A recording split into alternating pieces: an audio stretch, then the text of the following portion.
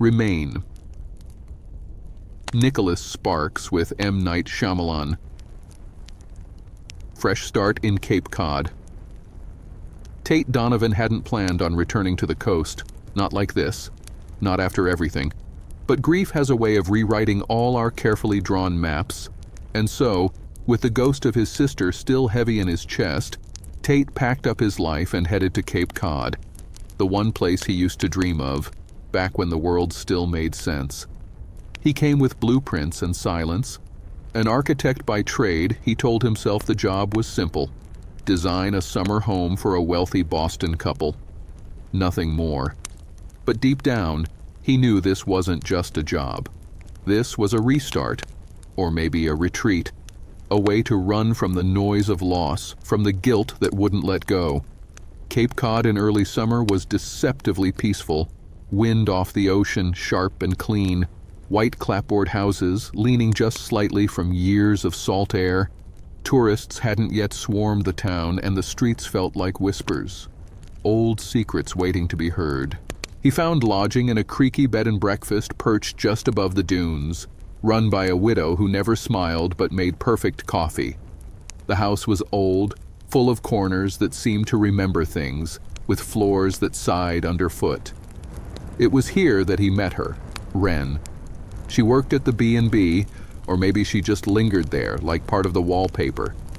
She was quiet at first, observant, with eyes like sea glass, cloudy, colored by storms. Wren wasn't like the women Tate had known in his past life. She didn't rush to fill silences. She seemed to understand that sometimes silence was the only honest thing left. Their first real conversation happened by accident. It was a late evening. The sky had turned a bruised purple, and Tate sat alone on the porch, sketching. Wren appeared beside him, barefoot, holding 2 mugs. She handed him one without a word. Chamomile, no sugar. He didn't ask how she knew. "You came here to hide," she said. Not as a question, but a fact. He looked at her, startled. "What makes you say that?" Wren shrugged, her gaze drifting toward the dark horizon. "People who don't want to be seen usually come here." He said nothing, but the truth of her words sank in, quiet and heavy. The next morning, he found her in the kitchen, humming a tune he didn't recognize. She moved like someone who belonged to a different time, or maybe just a different world. Tate watched her, curious. She reminded him of something, or someone, but he couldn't place what. Later that week, the dreams started. Tate had always slept well, but here, in this house, on this land, something shifted. He began waking in the middle of the night, heart racing, sweat cold on his skin. The dreams were vivid, full of water and fog, voices that whispered his name, laughter that wasn't quite human. He told himself it was the stress, the change of environment, nothing more. But the house had other ideas. One morning, he found his sketches rearranged. Not ruined, just shifted. As if someone had gone through them and left behind small notes only he could read. The widow claimed no one else had been in his room. Wren just smiled when he asked, like she knew a joke he didn't. And that's when the memories of his sister began surfacing in sharp, aching waves. She used to say she could see things, feel things that weren't there. Tate had always dismissed it as imagination. She was a child, after all, full of stories. But in the days before her death, she had tried to tell him something important. Something about dreams, about a presence that followed her, about voices in the wind.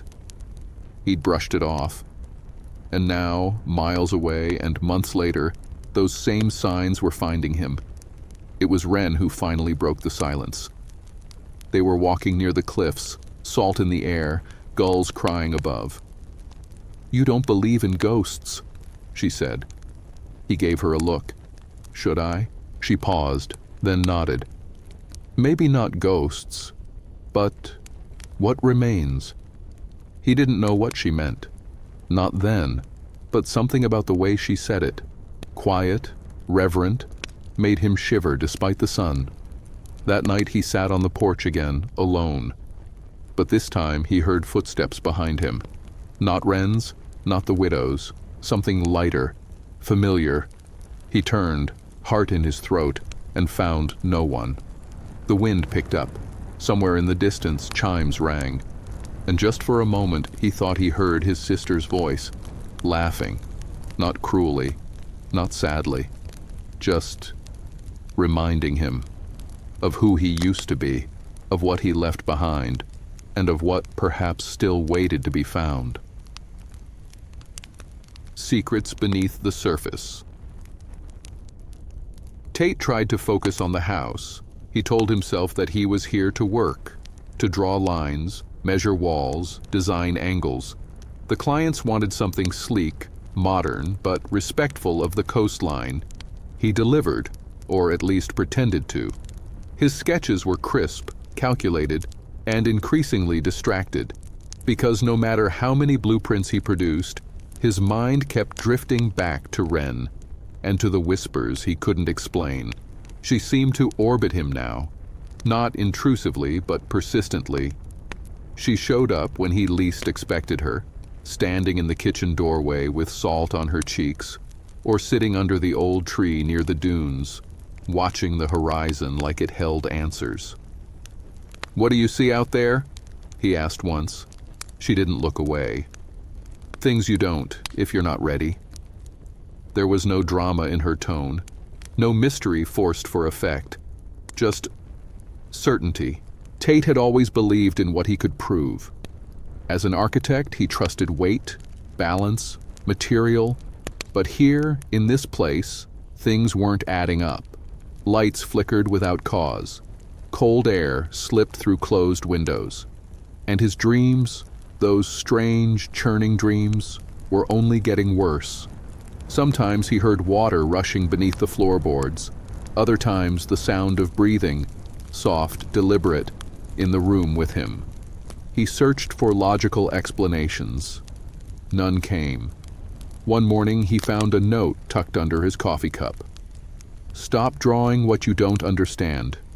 No signature, just the words, sharp and clean. It wasn't Wren's handwriting. It wasn't the widow's. And Tate hadn't shown his newer sketches to anyone.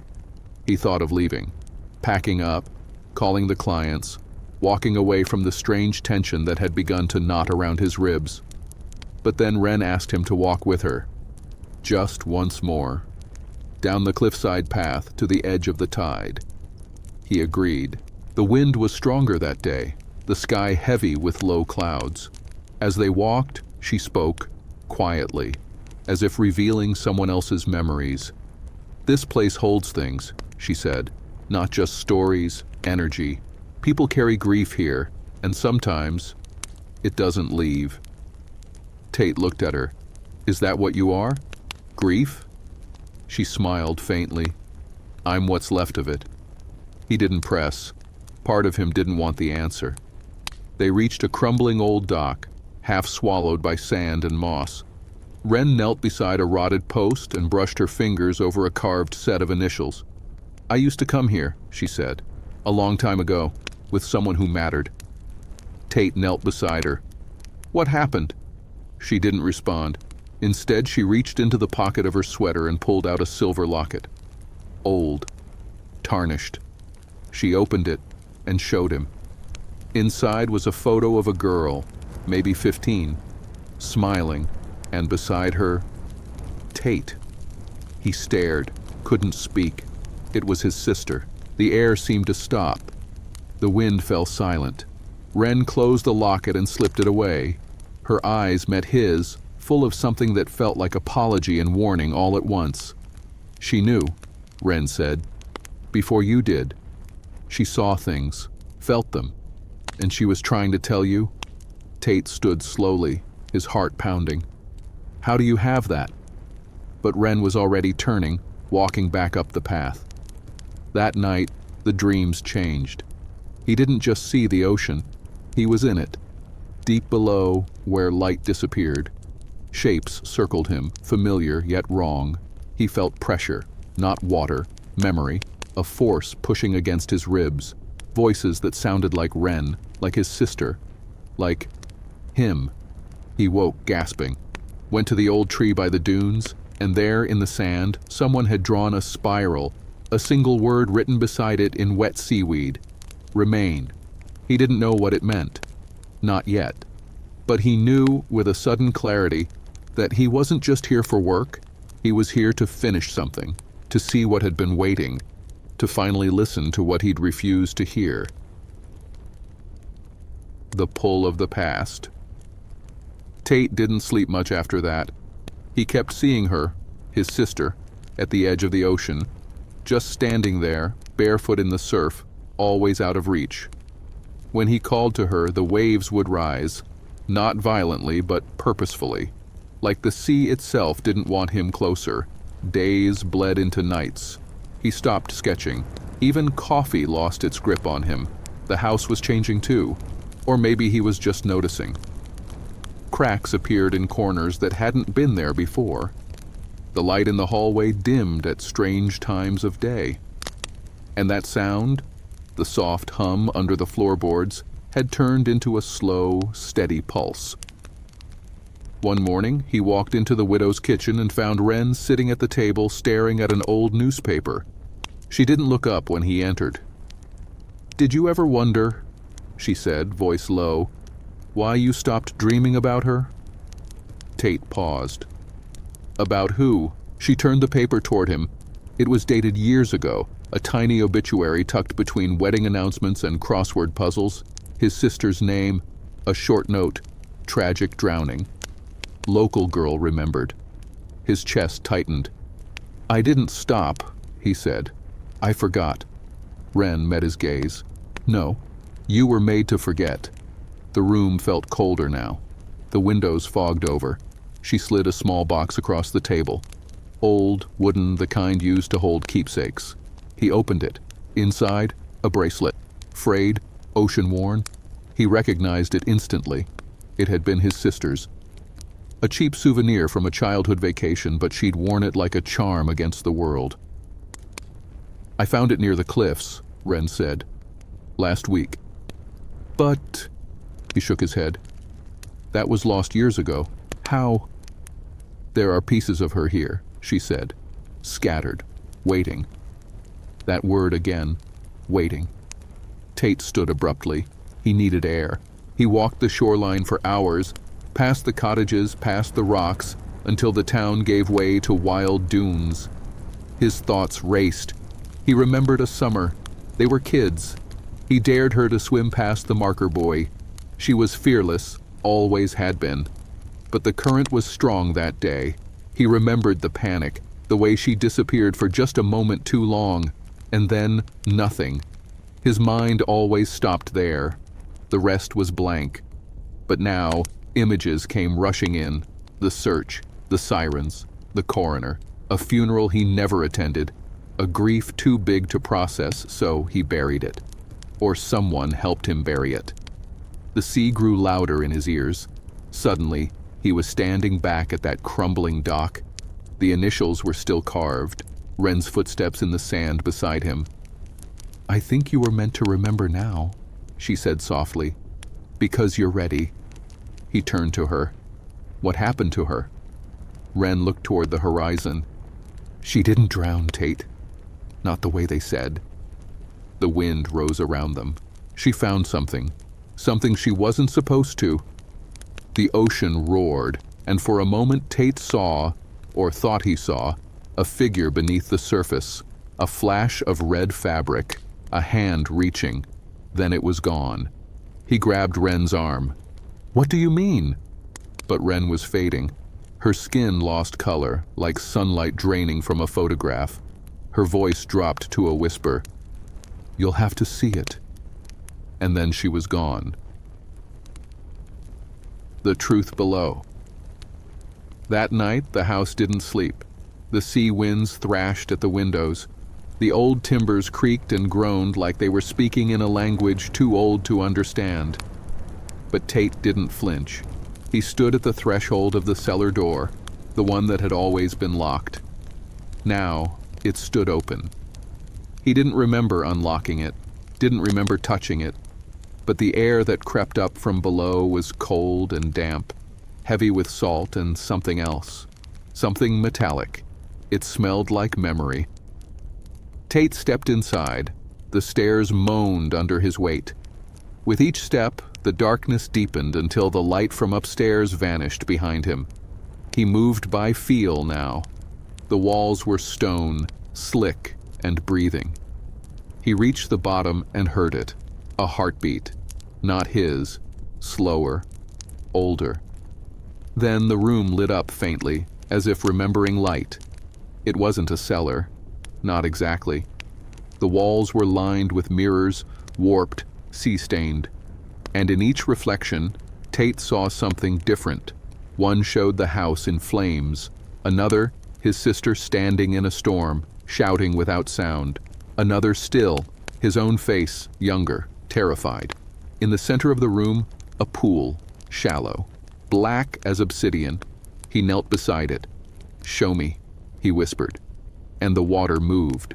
He saw her, his sister, older than he remembered, standing in the woods near the cliffs, holding something in her hand. A compass? A stone? She looked scared. Then another figure appeared, hooded, barefoot. Their mouths moved, but no sound came. The vision shimmered, glitched, then a scream, and the image shattered. The room trembled. Water seeped from the mirrors. The pool boiled. Tate gasped, stumbling back, and when he turned, she was there, not in the reflection, in the flesh, soaking wet, eyes wide, not angry, not ghostly, sad. "Tate," she said. It was her voice, small, familiar, real. "I waited," she whispered. "You forgot me." "I didn't mean to," he said, barely breathing. "They made you forget." She touched his hand. Her fingers were cold but solid. They buried the truth, covered it with grief, but it's still here. It's always been here. Tate felt tears rise. Why? Why all this? Because the truth haunts, but forgetting, she looked up. That kills. The walls around them began to melt. Not collapse, melt, as if the house itself was made of memory, finally unraveling. "I came back," he said. "And now you remember?" She smiled, soft, and just a little bit free. "Then I can rest." "No, wait!" But she was fading, not with fear, not in pain. She was becoming light, morning light. The cellar dissolved, the pool dried to dust. The heartbeat stopped, and Tate woke up on the dock. Alone. The sun was rising, the tide was still. Behind him the house stood quiet, whole, and somehow lighter. He walked back slowly, unsure if what happened had been dream or truth. But in his hand was the bracelet, hers, warm from his grasp. And in that moment, he knew. Some people never leave. Not because they're trapped, but because they're waiting to be remembered.